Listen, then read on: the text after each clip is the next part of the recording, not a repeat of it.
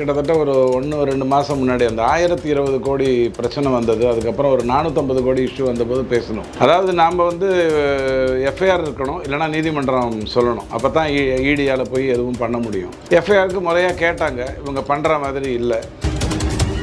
காரி துப்பும். ஒரு எஃப்ஐஆர் போட சொல்கிறேன், அது போடுறதுக்கு உனக்கு வக்கு இல்லை, நீங்கள் வந்திருக்கியான்னு சொல்லி காரி துப்பும். அதுதான் நடக்கும். டிஆர் பாலு மானம் கப்பலில் ஏறுறதுக்கு அவர் தான் காரணம். மானம் போச்சுன்னு சொன்னது அவர் தான், கப்பல் இருக்குன்னு சொன்னது அவர் தான். 3 முறை சந்திக்கும் போதே தெரியாதா? எடப்பாடி ஐயாவுக்கு யாருக்காக இருக்கட்டும், எந்த தலைவருக்காகவே இருக்கட்டும், ஒரு தலைவருக்கு செய்திகள் வராதா? யார் எங்கே போகிறாங்க, என்ன பார்க்குறாங்கன்னு. அதை மீறி ஓபிஎஸ்ஸை கொண்டு வந்துட்டு உள்ளே சேர்த்து என்ன பண்ணுறது? தகவல் எல்லாத்தையும் ஸ்டாலின் ஐயாவுக்கு கொடுக்கறதுக்கு உள்ளே ஒரு ஆளை வச்சுக்கிறதா? டெல்லி அரசுல ரொம்ப நம்பிட்டு இருந்தாரு சார். அதிமுக தன் வசம் கொண்டு வரதுக்கு உதவி செய்வாங்க. எப்படிங்க அவரை கொண்டு வர முடியும்? ஒரு முடிவு எடுக்கிறதுக்கே இவ்வளோ நாள் முடிவு பண்ணுறாரு. நாளைக்கு வியாழக்கிழமையான்னு அவர்கிட்ட கேட்டு பாருங்களேன். அடுத்த வாரம் புதன்கிழமை மணிக்கு ஆமான்னு வரும். மன்சூர் அலிகானை சேர்த்துக்கிட்டா பயங்கரமாக ஏறிடும். தேமுதிக சேர்த்துட்டாங்க, ஓபிஎஸ் பாவம் உள்ளே வந்துட்டார். இப்போ மன்சூர் அலிகான் தான் பாக்கி. புதிய தமிழக கிருஷ்ணசாமி கண்டிப்பாக நல்ல முடிவு எடுப்பாருங்கிற நம்பிக்கை இருக்குது. இவங்க 1000 ரூபாய் யார் வந்து எடுக்கிறேன்னு சொன்னாங்க. அதே 1000 ரூபாய்க்கு பதிலாக 1500 ரூபாயை மத்திய பிரதேசில் முதல்ல அவங்க தான் கொடுத்தாங்க. மத்திய பிரதேசில் தான் முதல்ல பெண்களுக்கான அந்த உதவித்தொகைங்கிறத கொடுத்தாங்க. இவங்க உரிமை தொகை மண்ணாங்கட்டின்னு கதை விடுறதெல்லாம் எவனுக்கு தேவையில்லை. ஏன்னா 2.5 கோடி கொடுத்துருந்தா தான் உரிமை தொகை. அமைச்சர் நேரு தொடர்பாக பல்வேறு விஷயங்கள் பேசப்பட்டிருக்கு. இன்னைக்கு பார்த்தீங்கன்னா உயர்நீதிமன்றத்தில் லஞ்ச ஒழிப்புத்துறை அவர் மீது ஊழல் வழக்கை விசாரிக்கலாம் அப்படின்னு சொல்லி உத்தரவு பிறப்பிச்சிருக்காங்க. எப்படி பார்க்குறீங்க சார் நீங்கள்? நம்ம பேசினோம். அது ஒரு கிட்டத்தட்ட ஒரு 1-2 மாதம் முன்னாடி அந்த 1020 கோடி பிரச்சனை வந்தது. அதுக்கப்புறம் ஒரு 450 கோடி இஷ்யூ வந்தபோது பேசணும். அதாவது நாம் வந்து எஃப்ஐஆர் இருக்கணும், இல்லைனா நீதிமன்றம் சொல்லணும். அப்போ தான் ஈடியால் போய் எதுவும் பண்ண முடியும். எஃப்ஐஆருக்கு முறையாக கேட்டாங்க, இவங்க பண்ணுற மாதிரி இல்லை.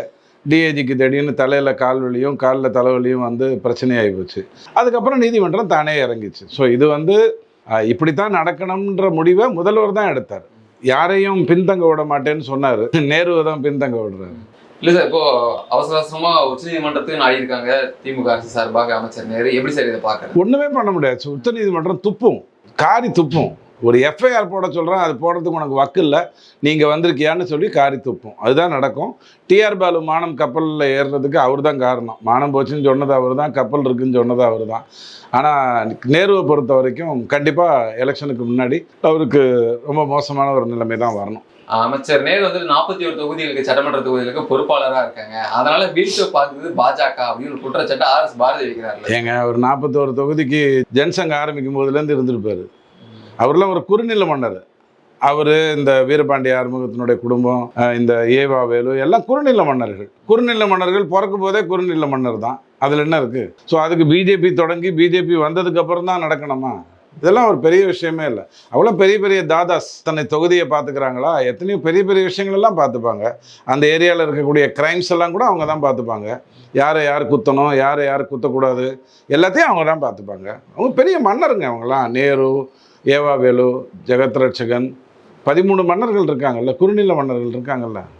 எதா இருந்தாலும் நான் சட்டமுறையாக வந்துட்டு அணுகி நாங்கள் அதுலேருந்து வெளியில் வருவோம் அப்படின்னு சொல்லுவாங்க. இது சட்டமேன் கையில் படத்தில் தேங்காய் சீனிவாசன் ஒரு ஜோக் சொல்லுவார். கடைசியில் ஒரு வீட்டில் ஒரு ஃப்ரேம் இருக்கும், அதை கையில் வச்சுக்கிட்டு சட்டமேன் கையில் அப்படின்வார். அந்த மாதிரி இவங்களுக்கு சட்டங்கிறது கட்டை, கபடா, துப்பாக்கி எல்லாம் சேர்ந்தது தான் இவங்க சட்டம். இவங்க சட்டப்படியெல்லாம் நடக்கிறதுக்கு ஒன்றுமே இல்லை. சட்டம் இப்போவாது நடந்ததுன்னு நீங்கள் சந்தோஷப்பட்டுக்கோங்க. இவ்வளோ தெளிவான ஒரு கேஸு அண்ணாமலை தான் அதை முதல்ல வெளில கொண்டு வர்றாரு.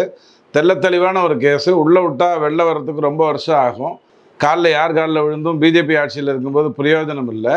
நீதிமன்றம் இப்போவாவது முடிவு எடுத்ததுன்னு நம்ம சந்தோஷப்பட்டுக்கணும். ஒரு பக்கம் தமிழக அரசியல் களம் பரபரப்பாக போயிட்டு இருக்கக்கூடிய நேரத்தில் ஓபிஎஸ் அவர்கள் வந்துட்டு முதலமைச்சர் ஸ்டாலின் அவங்களை சந்திச்சிருந்தாரு. இன்னைக்கு வந்துட்டு இணையலாம் திமுகவில் அப்படின்ற ஒரு தகவல் வந்திருக்கே, உண்மைதானா சார்? இந்த அதிமுகவில் இணையணும் எடப்பாடி இணைக்க மாட்டேங்கிறாரு.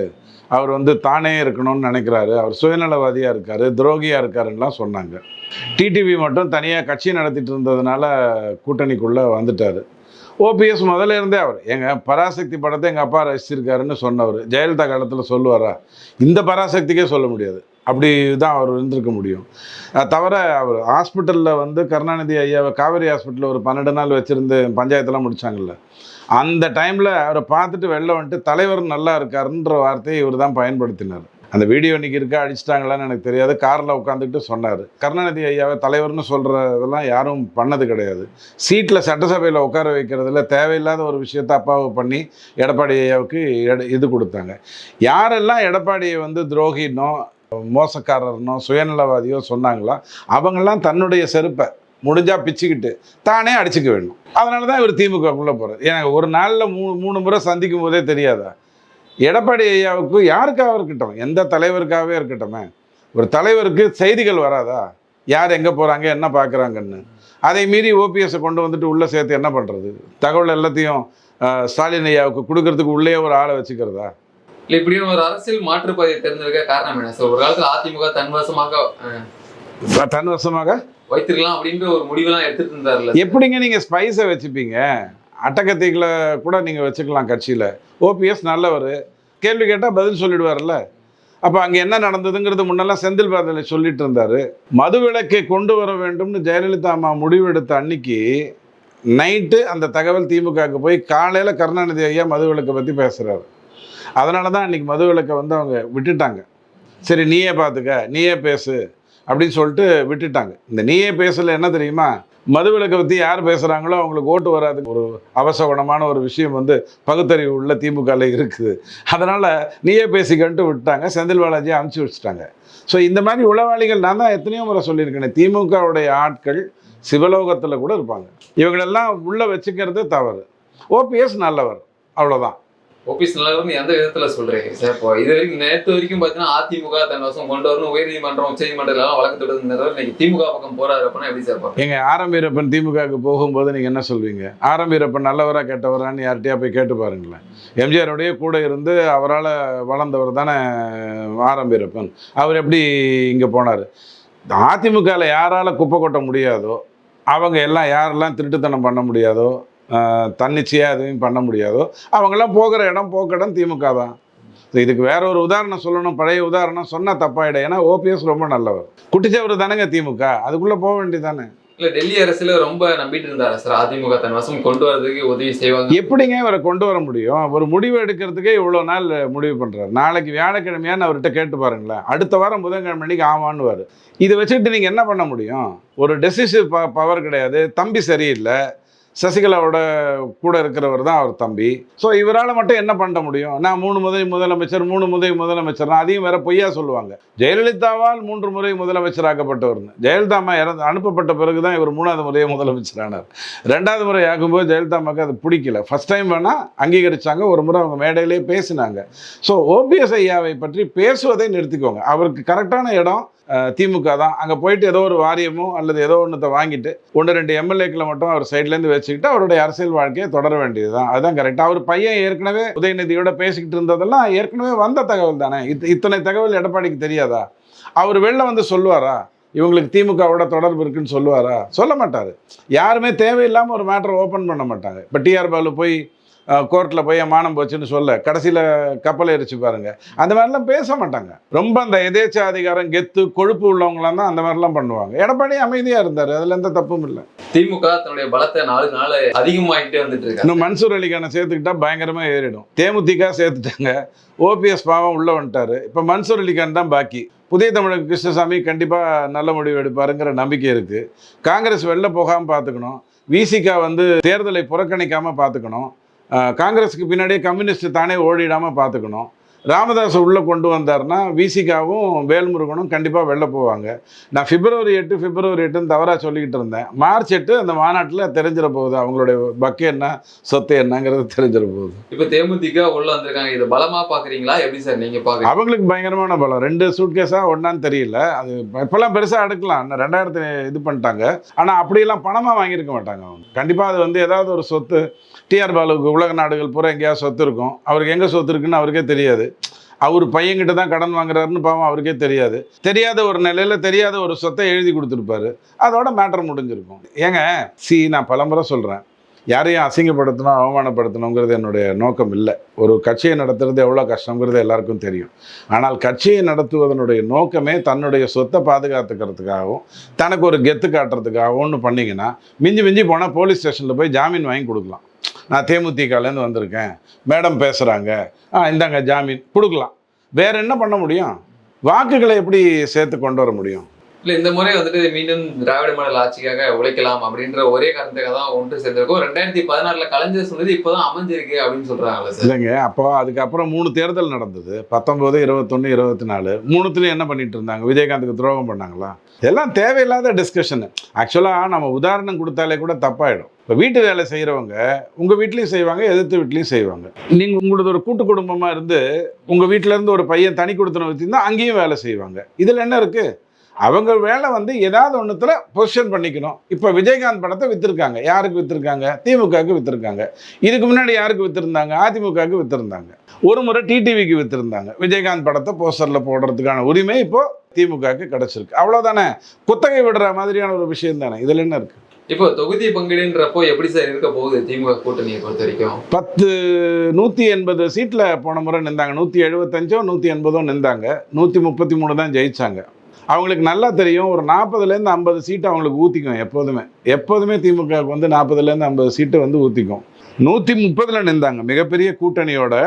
2006 கருணாநிதி ஐயா 130 சீட்டில் நின்று 90 92 தான் அவரால் வாங்க முடிஞ்சது. ஸோ ஒரு 30லேருந்து 40 சீட்டு அவங்களுக்கு லம்பாக போயிடும். இது வந்து அவங்க சீட்டை குறைக்க அவங்களுக்கு இன்னும் பிரச்சனையாகும். அதுதான் அவங்களுக்கு இருக்கிற முதல் பிரச்சனை. 180 175லேருந்து 160 ஆக்கணும், அல்லது 150 ஆக்கணும், அல்லது காங்கிரஸை விரட்டி அடிச்சுட்டு அந்த 25 சீட்டை மாற்றி கொடுத்துடலாங்கிற ஒரு எண்ணம் அவங்களுக்கு இருந்தது. காங்கிரஸை விரட்டி அடிச்சுட்டா 2029 என்ன போய் பேசுறதுன்னு கூட அவங்களுக்கு தெரியல. அதனால் மண்டை காஞ்சிட்டாங்க. ஸோ என்னை பொறுத்த வரைக்கும் 2 ஆப்ஷன் தான். ஒன்று, தன்னுடைய சீட்டு 10 சீட்டை குறைச்சிக்கிட்டு தேமுதிகவுக்கு கொடுக்கணும். தேமுதிகவுக்கே 10 கொடுத்தா கம்யூனிஸ்ட்டும் விசிகாவும் அதிகமாக தான் கேட்கும். அதுக்கு இன்னும் கொண்டு தன்னை குறைச்சிக்கணும். இல்லைனா காங்கிரஸை வெளியேற்றணும். பாமக ராமதாஸை உள்ளே கொண்டு வர்றதை மறந்துடணும். ராமதாஸ் ஐயா வராட்டி கூட அவர் கூட இருந்த அந்த 4 பேர் இருக்காங்க இல்லையா, அவங்களுக்காக சீட்டு கொடுக்கணும்ல. அதை வந்து உதயசூரியனுக்குள்ளேயே கொண்டு வரதுக்கு பார்க்கணும். ராமதாஸ் ஐயா இல்லை நான் வந்து மாங்கனின்னு தான் பண்ணுவேன், ஆகஸ்ட் மாம்பழம் நான், அக்டோபர் மாம்பழம் அன்புமணி அப்படின்னு அவர் ஏதாவது கதை சொல்லிட்டு இருந்தாருன்னா அந்த 4 சீட்டை கொடுக்கறதுக்கு விசிகாவோ அல்லது வாழ்வுரிமை வேல்முருகனோ எதுவும் பேசாமல் இருக்கணும். ஸோ இதெல்லாம் அவங்களுக்கு இருக்கக்கூடிய பிரச்சனை. இவ்வளவு நாளாக என்டிஏல தான் பிரச்சனை, யாரும் சேரலைன்னு சொல்லிட்டு இருந்தீங்க. அங்கே யாரெல்லாம் சேர வாரி அடித்தாங்களோ அவங்களாம் கூட சேர்ந்துட்டாங்க, யாரெல்லாம் பிரிஞ்சாங்களோ எல்லாரும் சேர்ந்துட்டாங்க, காம்பேக்டாக இருக்காங்க. ஆனால் இங்கே எக்கு கோட்டைன்னு சொன்னதெல்லாம் ஆம்லெட் போட்டு விற்கிற மாதிரி ஆகிப்போச்சு. இல்லை, தேமுதிக இணைஞ்சதுல இருந்து காங்கிரஸ்ல இருந்து விசிகா வரைக்கும் எல்லாருமே ஆதரவு தான் கொடுத்துட்டு இருக்காங்களே தவிர எதிர்ப்புன்றது எதுவுமே இல்லை. டீல் பேசுகிற வரைக்கும் ஆதரவு கொடுத்து தானேங்க ஆகணும். அதில் என்னங்க தப்பு இருக்குது? டீல் பேசும்போது ஆதரவு கொடுப்பாங்க. நாளைக்கு தன் சீட்டு குறைச்ச உடனே என்ன சொல்லுவாங்க? எங்கள் சீட்டை குறைச்சிட்டு இந்த கூட்டணியில் இருக்கணுங்கிற அவசியம் இல்லைன்ட்டு வெளில வருவாங்க. இதில் ஒன்றும் தப்பே இல்லை. இது சபை நாகரிகம் தானே, அதில் ஒன்றும் தப்பு இல்லை. பாஜக வீழ்த்துவதற்காக நாங்க கூட்டணியோட பயணிப்போம் அப்படின்னு சொல்லி கம்யூனிஸ்ட் இன்னைக்கு கூட ஒரு கருத்து தெரிவிக்கிறாங்கல்ல சார். கம்யூனிஸ்டுக்கு வேற வழியே இல்லைல்ல. காங்கிரஸுக்கும் கம்யூனிஸ்டுக்கும் பிஜேபி இருக்கிற கூட்டணியில் எப்படி வர முடியும்? அதிமுகவுக்கும் திமுகவுக்கும் அதிமுக கூட்டணிக்குள்ளே எப்படி வர முடியும்? டீலிங் வேணால் அங்கே பேசிக்கலாம். நீ வெளிநடப்பு பண்ணிக்க, நான் உள்ளே இருந்து ஆதரவு கொடுத்துக்கிறேன் அப்படின்னு டீல் பேசுறதுக்கெல்லாம் ஆள் இருக்கலாம் திமுகவுக்கும் அதிமுகவுக்கும். பட் இருக்க முடியாது. அதுலேருந்து மாற்று கருத்தே இல்லையே. இருக்கிறதே மிஞ்சி போனால் ஒரு 3 மாநிலம் கம்யூனிஸ்ட்டுக்கு. அதையும் இழந்துட்டு அவங்கள என்ன போய் அந்த மாநிலம் நிற்க சொல்கிறீங்களான்னு? பாவம், அவங்களுக்கும் ஒரு கட்சி நடத்துகிறாங்கல்ல. தேமுதிகவுக்கு வாக்கு சதவீதம் குறைவா இருந்தாலும் அவங்களுக்கு 6 சீட் வந்துட்டு கேட்பதாக தகவல் இருக்கு சார். இந்த பக்கம் பிசிகா வந்துட்டு அதே 6 சீட்டுக்கு வந்து ஏற்றுக்கொண்டு நீடிக்குமா கூட்டணியில? இல்ல, அதான் சொல்றேன்ல, அவங்களுக்கு 6 சீட்டு கொடுத்தாலே இவங்க 10 கேட்பாங்க. நீங்க 9லேருந்து 10 சீட்டு கேட்டாலே அவங்க 15லேருந்து எல்லாம் கொடுப்பாங்க. தேமுதிகலேருந்து ஆல்ரெடி வந்தவங்க, திமுகவுக்கு வந்தவங்களே இருக்காங்க. அவங்களுக்கு சீட்டை கொடுத்துட்டு தேமுதிக கொடுத்தா மாதிரி கணக்கு காட்ட முடியும். 2016 திமுகலேருந்து பழம் வந்து பாலில் வந்து தேலில் வந்து ஏதோ நடந்ததில்ல, அந்த ஊற்றி மூடின உடனே அங்கே இருக்கக்கூடிய வேலை செய்கிறவங்களெல்லாம் ஆல்ரெடி திமுக விலை போனவர்களாக வாங்கிடுச்சு, அப்படி வச்சுக்கோங்க. அதுக்கப்புறம் அங்கே யாரும் இல்லை. காசு கொடுத்தா வேலை செய்கிறதுக்கு மட்டும்தான் தேமுதிகவில் ஆள் இருந்தாங்க. அப்போது இந்த ஆட்கள் ஏற்கனவே வந்திருக்காங்க, அவங்களுக்கு தான் சீட்டு கொடுக்க போகிறாங்க. அவங்களுக்கு இந்த என்ன முரசு சின்னம்ங்கிறதுக்கும் அவசியம் இல்லை. அவங்களுக்கு அங்கீகாரம் இருக்கா இல்லையான்னு கூட தெரியல. ஏதோ ஒரு சின்னத்தில் நிற்க வைக்க போகிறாங்க. இந்த மகளிர் உரிமை தொகை வந்துட்டு யாராலையும் தடுத்து நிறுத்த முடியாது, 2.0 ஆச்சுலையும் நாங்கள் வந்து செயல்படுத்துவோம் அப்படின்னு சொல்லி சட்டப்பேரவை தங்கம் தென்னரசு கருத்து தெரிவிக்கிறாரு. உங்களுக்கு பதில் என்ன சார்? பாருங்க, எங்கள் வீட்டில் ஒரு சொம்பு இருக்குது, அதை யாரும் திருட முடியாது. நாங்கள் கணேஷ் ஹோட்டல்லேருந்து தான் எடுத்துகிட்டு வந்தோம், கணேஷ் ஹோட்டல்காரனே வந்து அதை எடுக்க முடியாது அப்படிங்கிற மாதிரி ஒரு பிழை முடுறாங்க. இவங்க 1000 ரூபாயை யார் வந்து எடுக்கிறேன்னு சொன்னாங்க? அதே 1000 ரூபாய்க்கு பதிலாக 1500 ரூபாயை மத்திய பிரதேசில் முதல்ல அவங்க தான் கொடுத்தாங்க. மத்திய பிரதேசத்தில் தான் முதல்ல பெண்களுக்கான அந்த உதவித்தொகைங்கிறத கொடுத்தாங்க. இவங்க உரிமை தொகை மண்ணாங்கட்டின்னு கதை விடுறதெல்லாம் எவனுக்கும் தேவையில்லை. ஏன்னா 2.5 கோடி கொடுத்துருந்தா தான் உரிமை தொகை, தகுதிக்கு கொடுத்தா உதவித்தொகை தான், அதில் என்ன இருக்குது? அப்போது அதுக்கப்புறம் தான் இவங்க கொடுக்க ஆரம்பித்தாங்க. மகாராஷ்டிராவில் கொடுத்துட்டு இருக்காங்க. ஸோ இவங்களுடைய சொந்த திட்டம் இல்லை. கமலஹாசன் ஐயா சொல்லிவிட்டு அதுக்கப்புறம் ரிமோட்டையும் டிவியும் விற்றுட்டு போயிட்டாரு. அதுக்கு அவ்வளோ ராஜ்யசபாவில் அவர் உட்காந்துருக்காரு. சரி, விடியல் பயணமாவது எடுத்துக்கோங்க. இவங்களா தொடங்கினாங்க? இவங்க தொடங்கலை. 3 மாநிலத்தில் செயல்பட ஆரம்பித்ததுக்கு அப்புறம் தான் திமுக வந்து விடியல் பயணம்ங்கிறது இங்கே கொண்டு வந்துச்சு. நல்லா பேரை மட்டும் வச்சுக்கிச்சு. மற்றதெல்லாம் ஆல்ரெடி வேற ஒருத்தர் வச்சுட்டு இருந்தாங்கன்னு கவுண்டமணி கரகாட்டக்காரனில் சொல்கிற மாதிரி அது வேறு பேரில் இருந்தது. காப்பி அடித்து கொண்டு வந்தாங்க. இதனால் என்ன ஆகும்னு நீங்கள் நினைக்கிறீங்க? அவர் தான் 2000 கொடுக்குறேன்ட்டார் எடப்பாடி. எப்படி தடுத்து நிறுத்துவாங்க? பிஜேபியே மத்திய பிரதேசத்தில் கொடுத்துக்கிட்டு இருக்கு, பிஜேபியே மகாராஷ்டிராவில் கொடுத்துக்கிட்டு இருக்கு. அப்போ அவங்க எப்படி தடுப்பாங்க? இது முட்டாள்தனமாக இருக்கா இல்லையா? இது சொந்த கருத்தாக இருந்தாலும் பரவாயில்ல, என் கருத்தை திருடிட்டாங்கன்னு. திமுக நல்லதை யோசித்து ஒரு திட்டம் கொண்டு வருமா? வாழ்க்கையில் நல்லதை யோசிக்கவே தெரியாது. தனக்கான நல்லதை வேணால் யோசிக்கும். ராகுகாலம் போயிடுச்சா பாரு, கரெக்டாக 12 மணிக்கு கிளம்புறேன், 12:03 கையெழுத்து போடுறேன்னு தனக்கு தானே வேணால் ராகுகாலம் எமகண்டெல்லாம் பார்த்துக்குமே ஒழிய மற்றவங்களுக்கு எதுவும் நல்லது பண்ணாது. ஸோ இதில் என்ன தேவையில்லாத ஒரு வேலை? ஏன் சொம்பு திருடிடுவாங்க, ஏன் சொம்பு திருடிடுவாங்க? நீயே கணேஷ் ஹோட்டல்லேருந்து திருடிட்டு வந்தது தானே. சமீபத்தில் உச்சநீதிமன்றத்தில் நீதிபதிகள் வந்து மிகுந்த ஒரு மன வருத்தத்தை வெளிப்படுத்தியிருந்தார். மக்களுக்கு இலவசம்ன்ற பேரில் வந்து கொடுத்துட்டு இருக்காதீங்க அப்படின்னு ஒரு வருத்தத்தை இருக்கு. அதுக்கான காரணம் என்ன சார்? சரி, இது ஒன்றும் பண்ண முடியாது. இப்போது நீங்கள் வந்து 2 ஏக்கர் நிலம் கொடுக்குறேன்றீங்க, பச்சை பொய்ய சொல்கிறீங்க. உங்களுக்கு முதல்ல அத்தனை ஏக்கர் இருக்கா இல்லையானே தெரியல. ஜெயலலிதா அம்மா சிரிச்சிருப்பாங்க. ஏப்பா விவசாயிகளுக்கெல்லாம் 2 ஏக்கர் நிலம் கொடுக்குறேன்னு சொன்னீங்கன்னா மொத்தம் அத்தனை ஏக்கரே கிடையாது. இல்லை நாங்கள் பார்த்தோம், 1,80,000 ஏக்கர்னு போட்டிருந்தாங்க. அது ஏக்கர் இல்லைப்பா, அது வந்து வெறும் 10,000 ஹெக்டேரு. அந்த மாதிரிலாம் புரிஞ்சிக்காமல் பேசாது எல்லாம் பேசிக்கிட்டு இருந்தாங்க. பட் அவர் சொன்ன பொய்யை நம்பிட்டு ஓட்டு போட்டோமே. அப்போ நாம் என்ன பண்ண முடியும்? போன முறையே இவர் 1000 ரூபா சொல்லும்போது, ஸ்டாலின் ஐயா 1000 ரூபா சொல்லும் பொழுது எடப்பாடி 1500ன்னு சொன்னார். அதை யாரும் ஹைலைட் பண்ணல. ஏன்னா இந்த காட்சி ஊடகங்கள்லாம் இங்கே தானே போய் பிச்சை எடுக்குது, இவனுங்க கிட்ட தானே போய் காலில் விழுந்துக்கிட்டு இருக்குது. இன்றைக்கி தேதிக்கு 2026 தேர்தலுக்கு பிறகு வேறு மாதிரி மாறிடும். அது கூட இன்னொரு 3 வருஷம் ஆகும். இந்த ஊடகங்கள்லாம் திருந்துறதுக்கு இன்னொரு 3 வருஷம்னா அது குறைஞ்சபட்சம் ஆகும். திருந்தணுங்கிற ஒரு எண்ணம் அதுங்களுக்கு இருந்ததுன்னா. ஆனால் அப்பயும் அவர் கொடுத்துருந்தாரு. ஸோ இதெல்லாம் ஒரு மேட்டரே கிடையாது என்னை பொறுத்த வரைக்கும்.